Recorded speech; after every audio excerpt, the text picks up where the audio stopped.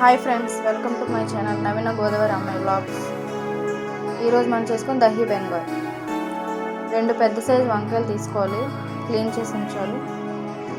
Next చిన్న చిన్న slide లాగా కట్ చేయాలి, రౌండ్గా కట్ చేసి ఒక గిన్నెలోకి వాటర్ 1 స్పూన్ సాల్ట్ వేసి సోక్ చేసి ఉంచాలి, కలర్ చేంజ్ అవ్వకుండా ఉండటానికి.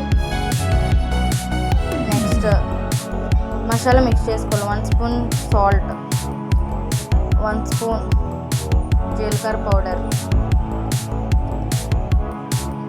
2 టేబుల్ స్పూన్ చిల్లీ పౌడర్,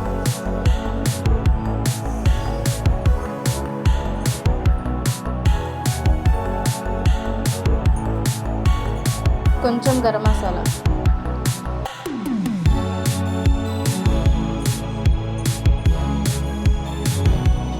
కొంచెం వేసుకోవాలి. కొన్ని మసాలా ఎక్కువ తినే వాళ్ళైతే కొంచెం ఎక్కువ వేసినా పర్లేదు, ఎందుకైనా మంచిది కొంచెమే వేసుకోవాలి.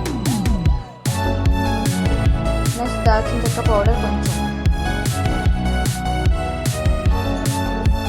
ఇప్పుడు వేసినవన్నీ మసాలాలన్నీ మిక్స్ అయినంత వరకు కలపాలి.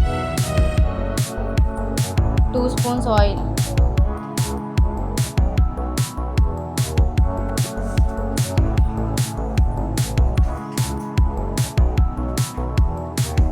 మసాలాన్ని కలిసేటట్టు మిక్స్ చేయాలి.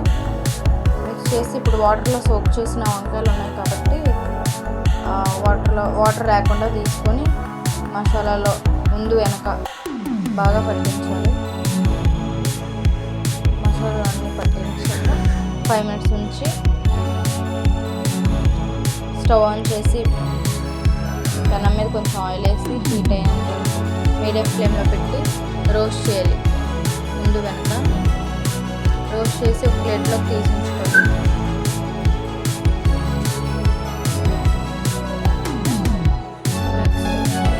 గిన్నెలోకి పెరుగు వేసుకొని బీటర్తో మిక్స్ చేసుకోవాలి.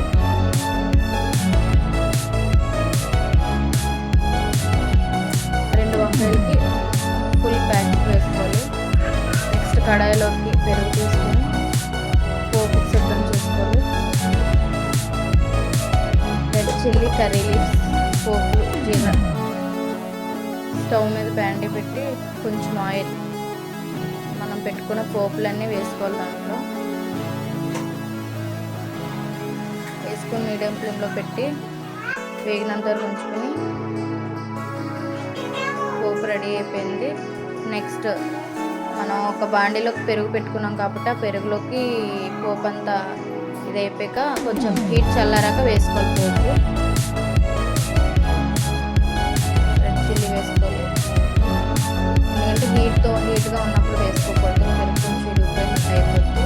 కొంచెం హీట్ తగ్గాక వేసుకున్నాం అంటే బాగుంటుంది.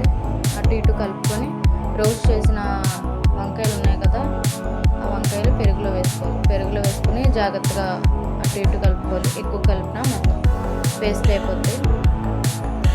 అంతే, దహీ బెంగాయ్ రెడీ. వేడి రైస్లో దహీ బెంగాయ్ సర్వ్ చేసుకుని తింటే బాగుంటుంది. Please subscribe my channel. Thank you.